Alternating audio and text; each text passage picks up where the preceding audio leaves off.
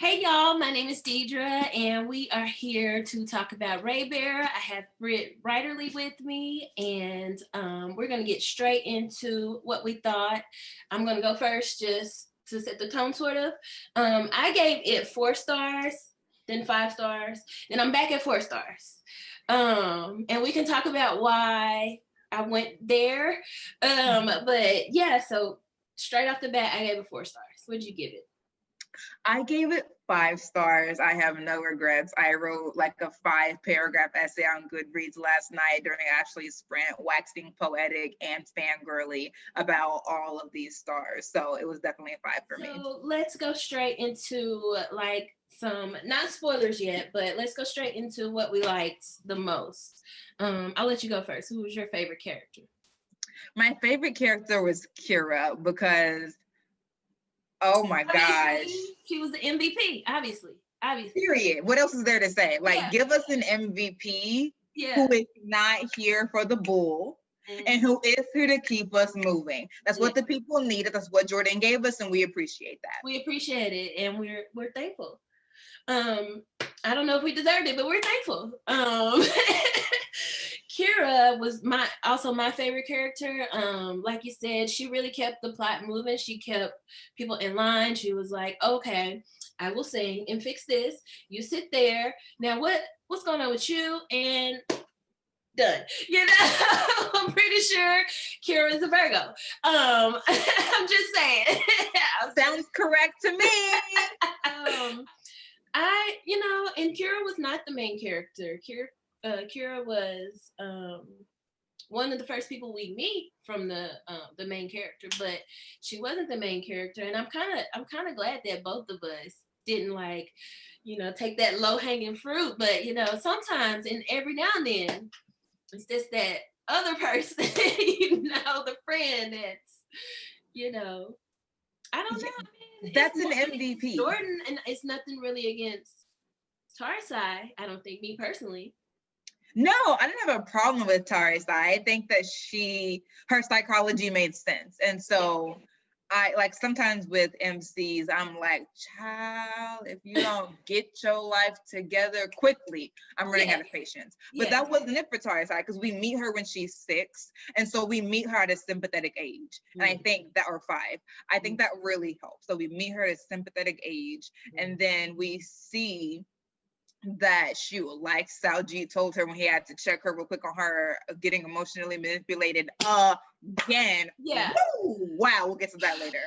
Wow. But the fact that we meet her at 5 and then see the manipulation in real time and the way that she is and remains unaware of it. Like, she just loves her mom as a 5-year-old. Like, we get that. Like, we get it, and we understand how that grows into something vulnerable and highly susceptible to manipulation, to contortion, to exploitation. So we understand that. So when it takes her some time to see her mom for who she is, especially when we get those complicating factors of her mother's story, we're like, okay, baby steps to the next stage. Yes. Okay, good. So like we're with her. Yeah, right. Yes, for sure. I mean, I wouldn't put Tarsai at all on my top or like favorite or not. I mean, I didn't dislike her. I just didn't like her either. She was the main character. And I think, like you said, because we met her at such a young age, if we had maybe met her when she was a little closer with Dio, and then we flash back to her childhood, I might have disliked her and then kind of softened to her. But we understood her, for better or for worse in the beginning. And so she just never could be. I mean, she didn't become a person until I'm not going to say a person. She wasn't a caricature, but she didn't have free agency. Is that the phrase? She didn't have agency. She had some agency to maneuver on, like, when because that in between, I'll call it, like, of her being in the children's palace, or at not Swana Palace, Eretz-Sar, when she got to the Black Palace of Eretz-Sar, where she was still going through the raid bearer trials, and Daya would ask her every morning, "Do you love me yet, Tarsara Swana?" And she would always be like, "No," or "Of course not," or whatever. Like, that was her exercising some agency of like, as long as I don't love him, I'm not under the sway of this like genie like compulsion to do what my mother has told me. So like I feel like that was her exercising some agency. But we could have a very interesting conversation about what agency is when one's choices are constrained. And definitely her choices were constrained pre-birth and like supernaturally. So it's kind of like, was it for me? And that's why she didn't get my favorite or least favorite list, because I kept questioning whether she ever really got free agency, or if it was, well, I actually like, what if she didn't like Dio? Would she be like, oh, okay, sure, murder is what they get, I don't know. What if, you know what I'm saying? Like, so how free was her agency, I guess, is what kept going through my mind. I didn't take away from the writing or my rating because of that. It was just something that, for her character in particular, I thought it was, like you said, we could just talk about that pretty much for her. We really, really could. I think that she did exercise some agency in the constraint. Like, if she had not, Daya would be dead. Yeah. So it was her agency. It was her creative agency, because I always want to be careful about talking about agency when people's choices are constrained in such an uncompromising way. Like, there was very little wiggle room for her to negotiate her own agenda. But to the extent that she could, she found loopholes. And I think that deserves to be lifted up. Yeah. In the way that she was conspiring on Dio's behalf, even as the lady was conspiring against Dio. And to the detriment of her own daughter. And so I think that her trying to control when she loved Dio, or at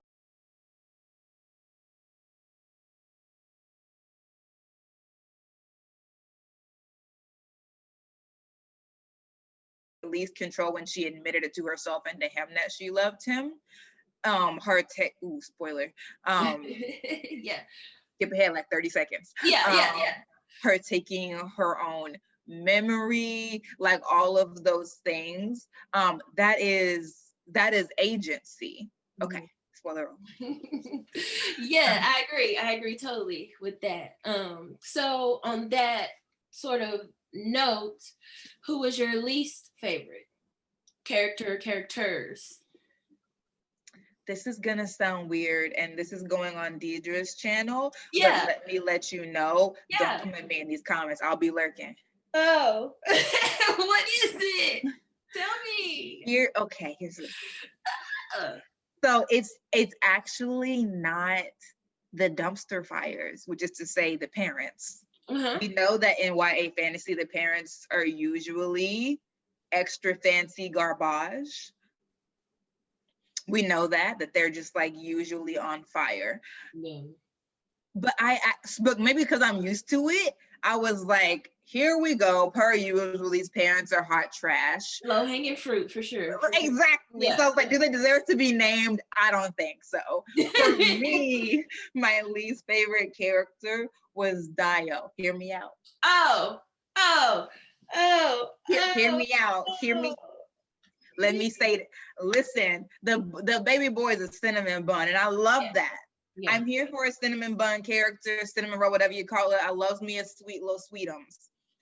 But there was something about his seeming inability, or not inhuman, but unlikely disinterest in showing any sort of anger or negative emotion that gave me, and I hate to say this. Not you hate to say it.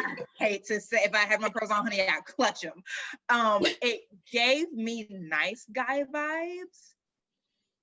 And I'm just like, what is gonna happen when he crossed that line? What is gonna happen when someone, probably Tarsai, finally do something to take him over the edge and he's like, mask off. Yeah. think it's gonna be really, really bad. And I Yeah. think he could do some things that it's gonna be difficult to walk back because he's the emperor now. And so you Yeah. have some power to wreak real havoc. That's okay. It's okay. It's okay. It's okay. I'll just put spoilers in the name. So if they come, they get what know they what you're getting. Put your napkin on and get your fork. Have a seat. We're just gonna say that. We're just gonna Yeah. there you go. We'll try to keep it to a min. Yeah. But yeah, he could do some real harm. Yeah, I don't disagree with you. I don't disagree with you. Yeah. I, of course, obviously, I read YA. I love YA, but it's not my main genre, or if you would call it a genre. It's not where I mostly read from. So obviously, not obviously, but I didn't like the lady in Alubagwe. I just didn't like them, obviously, but I really didn't like Mbali because they were so complacent. Like, I think it was like plot twist. I mean, once we get to the end, when we know everything's revealed, there were so many opportunities for Mbali to do the right thing, I guess not the right thing. They could have made different choices that maybe wouldn't have ended so catastrophically. Because at the end of the day, they knew everything. She knew everything, yeah? She knew all the major plot twists. She did? Okay. Even that little steamy in the grotto tea that we'll spill later. So did Mbali know that she was a ray bearer? Did she know that Tarsai was a ray bearer? Yeah. I'm pretty sure if she didn't know for sure, she suspected. Yeah, because they all knew who her mother was when she walked in. True. And she knew who her mother, why her mother. Because they were all there the day she was exiled, so that is right. True. And she was there when Dio and Tarsai met. She was there. She was there for everything. Dang, you're right. And she was the most complacent. She could have made different stories, and Dang, you're right. Yeah, I mean, when I first thought about it, I was just going for the low-hanging fruit. But the more I thought about it, I was like, you know what? She really could have helped either side. Like she was a fence straddler, I guess. Or she was just too loyal, if that's, I don't know. She was too loyal to the throne or the ray bearer, maybe. I don't know. I just think she loyal and afraid. Let's not leave that out. I mean, like, she was scared. She might. How much free agency did she have? Because they could read each other's minds to an extent. Yeah, and also, and I think that's the thing is that loyalty plays a part, but let's not underestimate the role of fear. Yeah. In this book as well, especially not so much for Dio's council, especially for Olubade's council. Yeah. Because they all know that he's paranoid. Yeah. And they know why he's paranoid, and they've seen it for decades. So they're very familiar with what he will and won't do and how little he won't do to satisfy his dominance and supremacy, and the fact that that they're not immune to that, because when Tarsai comes in, right, and she touches, they test her essentially, and they're like, "What do you mean you can steal memories?" And they have her touch Mbali, and she's like, "You told the king a story," and she's like, "Yeah, anyone could have told you that. Tell me the story." And that's when we get the first instance of the mango tree, the boy in the mango tree. Now, I didn't understand why that story was pissing Olubade off to the highest of festivity at the time, but when we find out, but Mbali does know the entire time why it makes him mad, and I think we can't underestimate or forget the fact that even the adults are working in fraught conditions, because they are not the ray bearer, they're just the council, and while not a lot of people can get at them, he can. And he's the most dangerous person in play anyway. And I think that I really sort of started to see Mbali's fear because I hadn't seen it before, honestly. It just, I missed it. I think that she was also really good at hiding it. But I think I and Tari saw her fear at the exact same time when she came sprinting around that corner, looking haggard as all get out, talking about remember the mango tree, and then whoop off like she was running away scared. Yeah.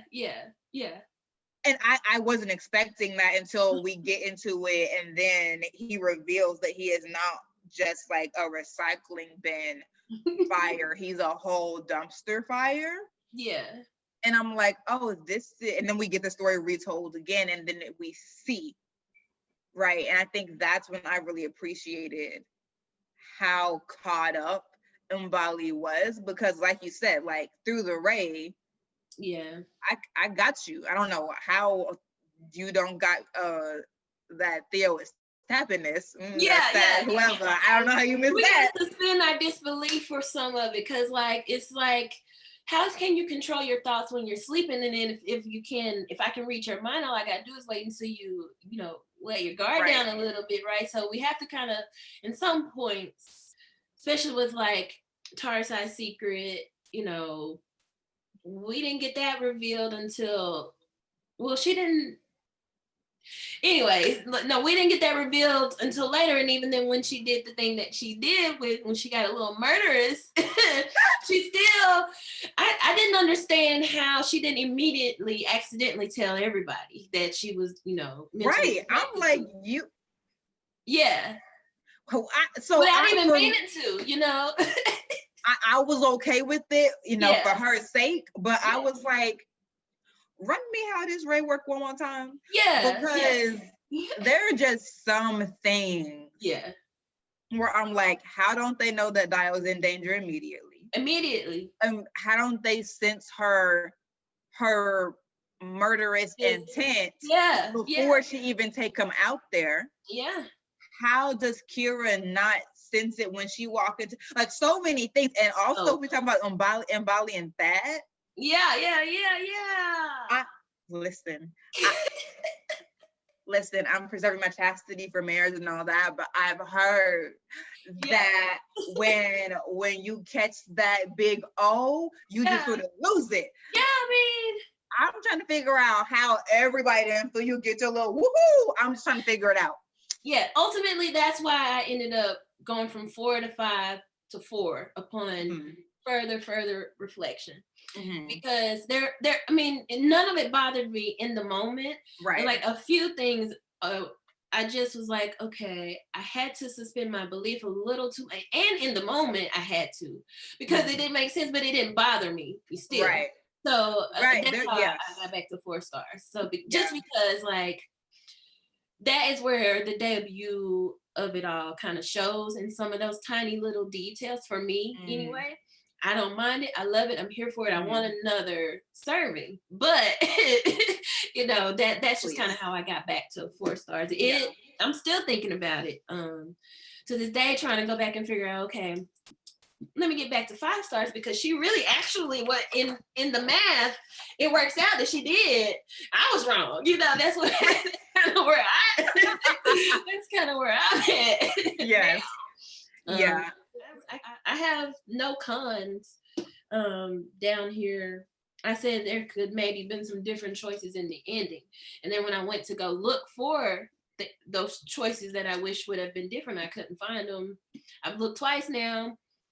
I've read the last 5 chapters twice, and I can't really find why I wrote that down. So, well, I mean, just because I think that if Echo was really good at this, and honestly, like when authors start trying to ruin my life with their books, we become on first name basis. Much like me and Nora K. Jemisin are now on a first name basis. We see each other. She almost ruined me.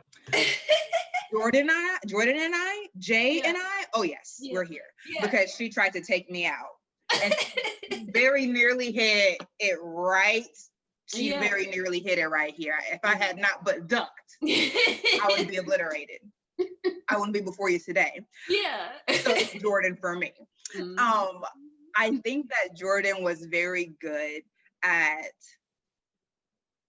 holding the position of storyteller, where she was, it's very clear that like as a reader you can want things, right?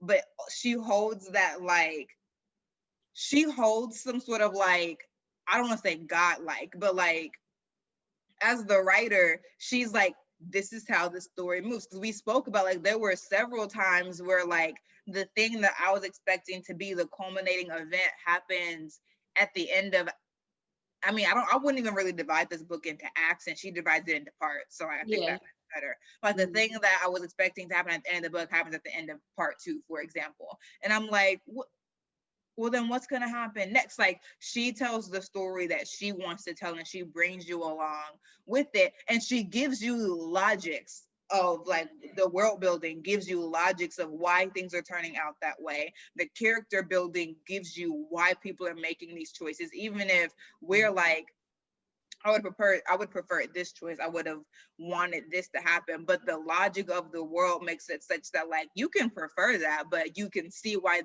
this is how it happened. And so for the characters and the plot anyway. And I really liked that even when I was like, Jordan, I was still like, but girl, what's gonna happen next? Because like this is gonna force the issue in some ways, you know? And that's what she wanted. Like, she kept Tarisai's feet to the fire the entire book. Like, she did not allow Tarisai to run very far. She didn't allow Tarisai to sit in denial or stasis. Like, she made Tarisai move consistently to the version of herself she needed to be to spoiler.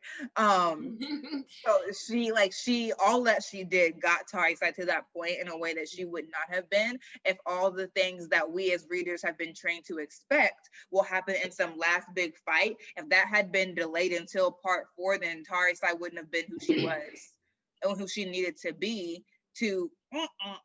So yeah. I'm like, well, what can I say, Jordan? Yeah. What can I say? I mean, the writing was beautiful. And we talked about how in some, especially fantasy, not necessarily fantasy written by people of color, but sometimes I think in The Rage of Dragons there was some colorism going on with the sort of lower class people, or I wouldn't say lower, maybe yeah, lower class people or lower caste people were, if I'm not mistaken, they were of a lighter complexion. And so it was sort of flipped. If I remember, I read that book months ago and I wasn't talking about colorism because honestly, I was having trouble even getting into it. And when I did get into it, it was the psychosis of, what's his name? Tar? Yeah. Ty.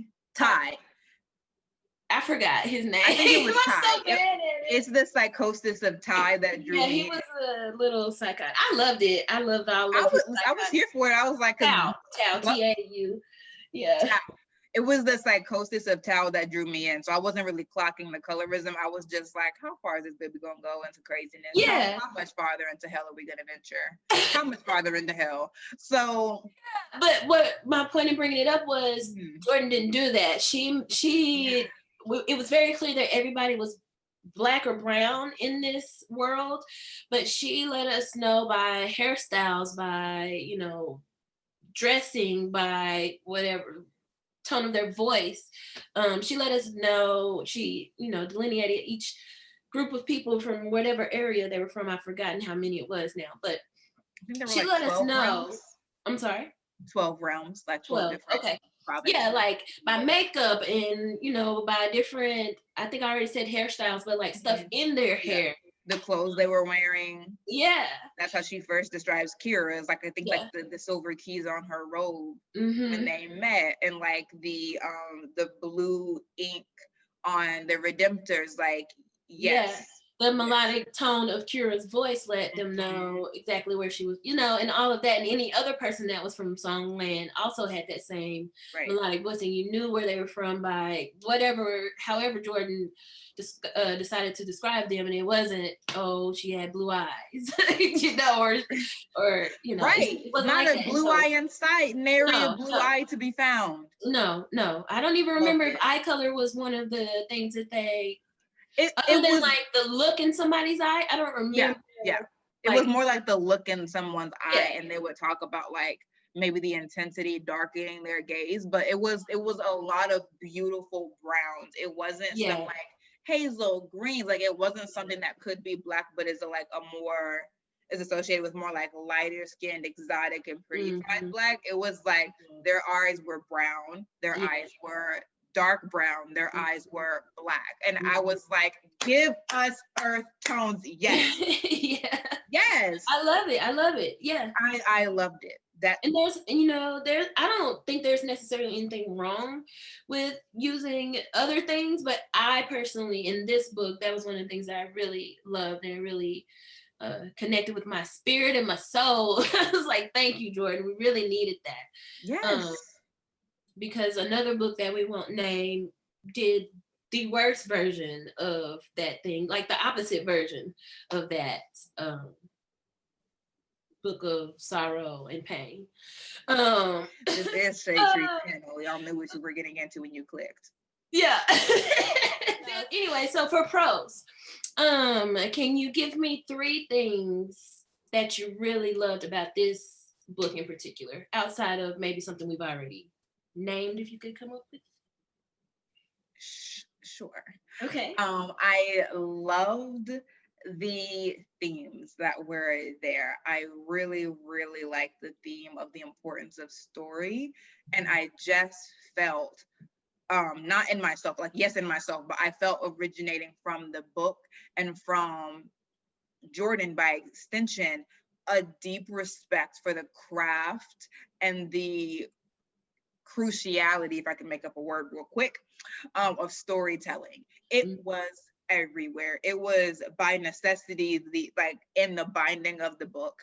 It was in what is the history of Eretz-Sar? What is the history of Duray? What is my family history? Who do I belong with? And the way that story covered everything like a grid, and then from that hung things like belonging, acceptance, honesty with oneself, honesty with one's friend, loyalty of like telling the truth of who you are. The way that story just hung over all of those things and then birthed these little vines of theme and growth. I loved how story was everywhere, was inescapable. So that's one.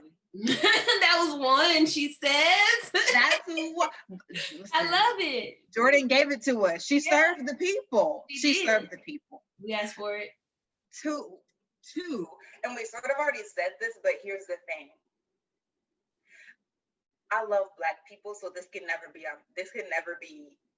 overstated for me. Yeah. Jordan Ifueko wrote Raybearer in a Black world. Yes. I love that. Yes. I mean, I'm beyond like Chef Kiss. I'm beyond Stan language. I'm beyond the period. Like I am just sitting with gratitude. Yes. Honestly, we need it. No shade.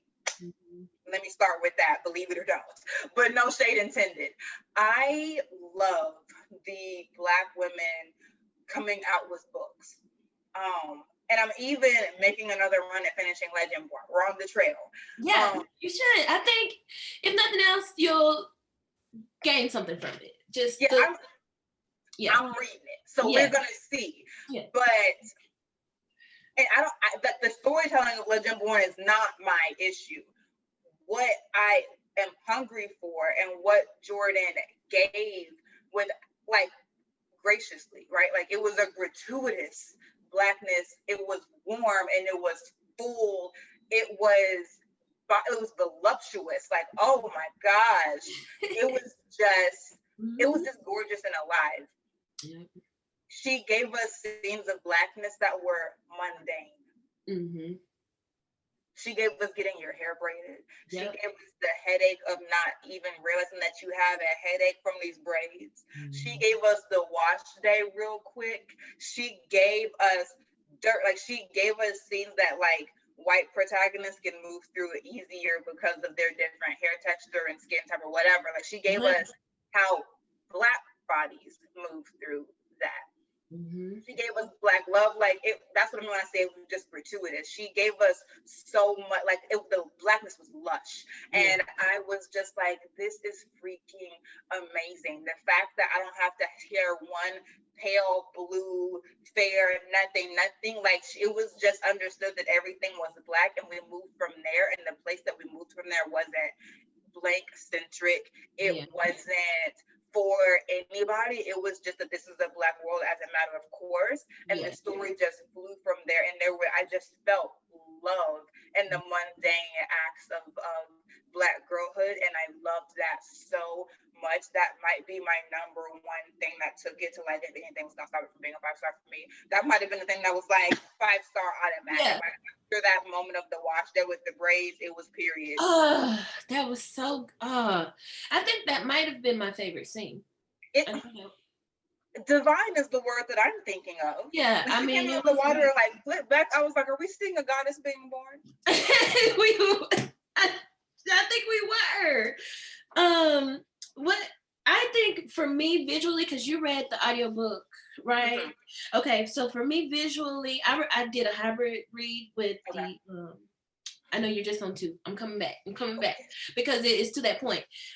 We had stuff like this in the book where like there's not necessarily anything Black about these patterns, but if you know, or if you're aware of like Ankara fabric or like the hair ties that a lot of African women wear in those maxi dresses that are so beautiful and colorful, I think these are the patterns that they, put color to. In my mind, that's where my mind went with it. And just like this beautiful afro on the cover, it's just like, and the one in I just loved it. I loved everything about it. And these colors on the cover, it just read so Black to me, and it spoke to me, and I loved it.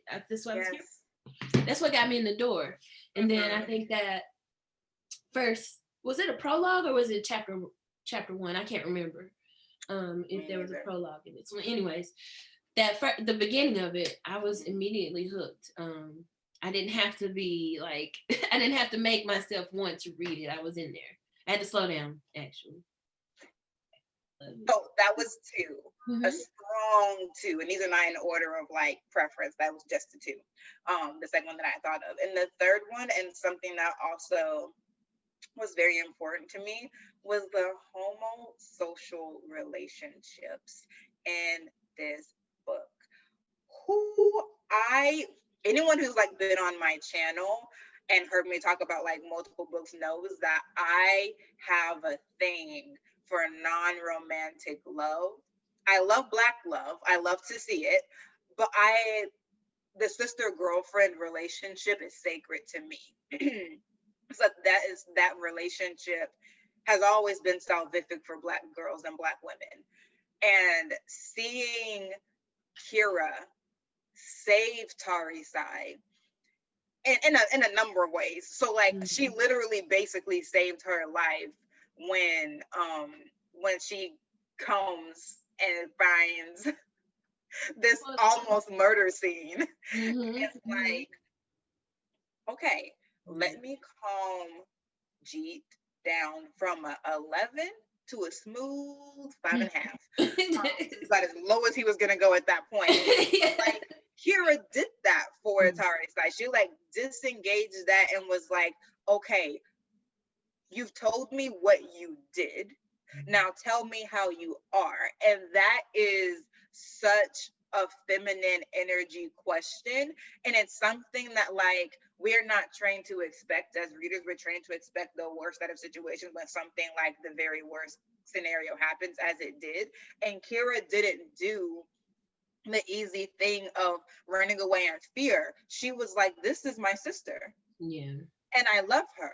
and I know her, and this is not her. And her being able to see Tarisai before Tarisai really saw herself, that saved her on a number of levels, physically, spiritually, psychologically, helped ease her to where she, a few days after a few hours, was like, gee, when you go get over it, because Kira not even mad no more, neither is Dio. Like, Kira did that for her. If Kira had been like, you're dead to me, she would never recover from that. Yeah, never. Would not have. Right. And that's why I think for both of us, probably like why she was our favorite character, because especially like I think that's when I decided, oh, I think she's gonna be my favorite. When that happened, yes, that was I think somewhere in part 2, if I'm not mistaken. Yes. When I expected that to be the end of the book, and it was. Yeah, I wasn't expecting that. Like you said, I wasn't expecting. I was like, oh. Right. I think, like you said, I was expecting it to come like the end, like that was going to be ultimately. You're like, will she or won't she? Does she? I think that's what I had put in Jordan's mouth to give to me, and I was like, I didn't know I needed this, and I really, we might be back at 5 stars by the time we get through talking. I'm telling you. I just. I'm gonna give my 3. Yes. I think the character development of I can't really say nobody was stagnant except for Dio, maybe. Except for my little cinnamon bun. Yeah, and I don't know if I dislike him. I think I put him with Tarsai. Just like they're both neutral. But she had a lot of growth though. She had a lot of growth, but I mean, as far as like dislike or like, I don't think I like him or dislike him. I don't dislike Dio. When I say he's my least favorite, I'm more like I trust him the least. At least with their no. I'm not trying to put words in your mouth either. But I think for me, like I couldn't even register him as a pro as a character, as a pro or a con. It was just like he was with Tarsai as far as he didn't have he had way more agency, whatever we're calling that. He didn't have any blood curses, he just had a toxic father. And so he sort of wasn't, I guess we were always sort of questioning if the apple fell far from the tree, and we still don't really know because he didn't develop that much to really test it, or maybe he did and he's just emotionally constipated. I don't know. Maybe he just like Ron Weasley only has the emotional range of a teaspoon. I don't know. I don't know. But Ron gave us a few levels. He gave us some textures. He didn't. No, he's not like flavorless. I'm not saying that because he's a cinnamon roll. But like, I didn't see any development. Like so I couldn't. I like nice guys enough, but like he felt more like a pushover for his counsel, not necessarily like a wet noodle for life, but like for his counsel, it was like he wasn't gonna fight them. He wasn't. He would only stand up to his father maybe for them, and then but for them they can do no evil, like you said earlier. So or Tarsai especially, but Tarsai especially, man. The other 10 people, he had a whole other 10 people on the council. Right. And so we never really saw any of those relationships develop too much. It was all love from everything we saw. There was always all love. Yeah, that's what I'm saying. And there was like a love and then a hate and then I don't really like you. She gets on my nerves. He never even said nothing like that. You know what I'm saying? We had this discussion. He didn't even say no more ice for you for the rest of the year. Yeah. After she made an attempt on his life, he didn't even say no more ice for you. Look, he had already forgiven her before he passed out from bleeding. He was like, but you missed my heart. Yeah. What? And back to your earlier point, or both of our earlier points about suspending disbelief, because in that scene, when he was like, but you missed my heart, he had accidentally, or Tarsai maybe had accidentally let her guard down a little too far, and he read that of her. Maybe that's when she was asleep one night and accidentally rolled over at him and passed the memory of her entire childhood. Yeah, so it was like, how did this not happen more often or sooner, or to more people? With G, who she was constantly Yeah. Memories back and forth with. Yeah. Like they were snuggle buddies. I think she was the big spoon, you know? So I don't understand. You know, we accidentally fart in our sleep. You're not gonna say you didn't. I'm sorry. We had to suspend that. You know what I'm saying? And I'm not mad. I'm just saying. That's it. I think the overall plot of this book in particular, it was unique enough for me to like really like it. I mean, we've had, I don't know if we would call it a chosen one trope. It sort of was in a sense, but I wanted it. I needed it. I didn't realize that I wanted more and more seasoning or different shades of this same trope. Um, and then certain characters developments, not everybody's obviously. Those were my three big pros that I really like. She did it in a way that other books that I've read that I really liked and also gave 4 stars didn't do. She had a very unique voice, I think, in the way she developed some of her characters. Like, I even think Melu developed more than Dio did at the end of the day. He did, because at first he was like, stop fighting it. And then at the end he was like, oh, you know, you did that. And let me help you take you the rest of the way. Like that's what I'm saying. How the genie daddy, who we only seeing a handful of times, how we see more development from him than you, and you're there a lot, and you are the source. You're the source of her angst. So I mean, and that's what I don't trust, because I don't, after all that Jordan has done with Tari Sai, I simply don't believe that she just neglected to give Dio growth.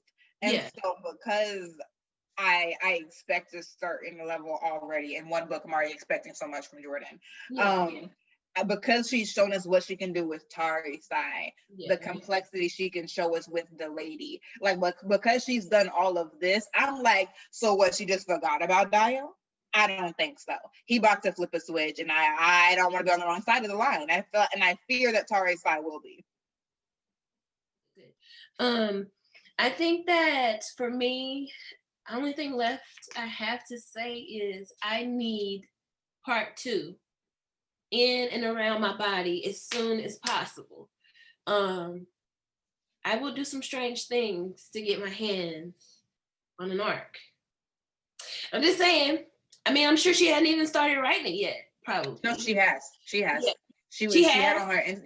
She had on her Instagram, and she was like, "This may or may not be a manuscript of part of the second one going out to betas or something like that." And I was like, Jordan, yes. We love that you're working swiftly.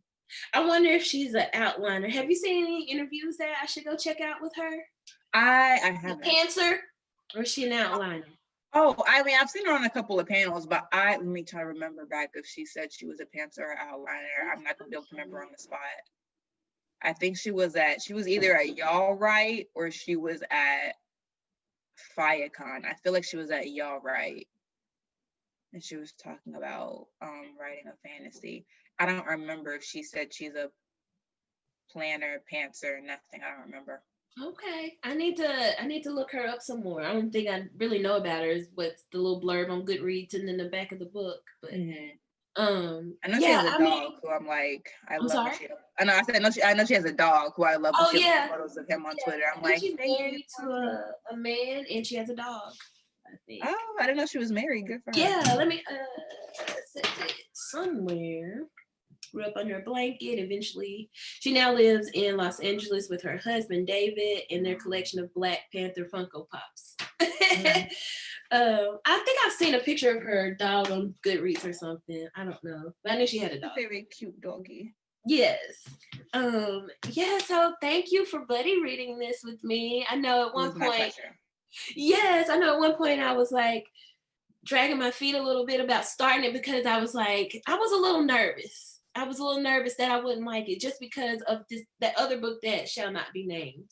and how disappointed I was in that one. Have the same nerves if we're abiding the Bambi code of the circle of honesty. Yeah. We had the same anxiety. I was like, I don't know. Honestly, it wasn't even the book that shall not be named, which I'm now reading. It was the original book that shall not be named that came on the eve of a certain movie. Yeah.